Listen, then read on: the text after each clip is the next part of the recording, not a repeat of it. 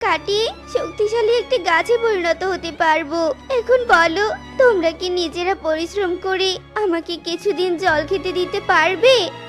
আহারে গাছ, তোমার কথা শুনে আমাদের ভীষণ কষ্ট হচ্ছে।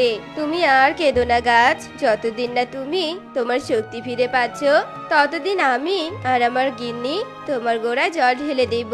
আমাদের যতই কষ্ট হোক না কেন, আমরা তোমাকে অবশ্যই সাহায্য করব। এই কথা বলে টোনা আর টুনি বাড়িতে চলে যায় আর প্রতিদিন অনেক পরিশ্রম করে অনেক দূর থেকে জল এনে গাছের গোড়ায় দিতে থাকে। এভাবেই বেশ কিছুদিন কেটে যায়। বড় গাছটি আস্তে আস্তে তার শক্তি ফিরে পায়। একদিন গাছটি টোনা আর টুনিকে বলে, তোমরা আমার অনেক বড় উপকার করেছো।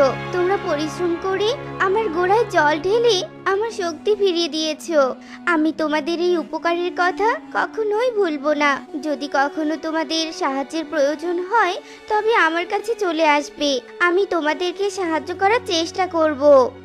ঠিক আছে গাছ, এবার তাহলে আমরা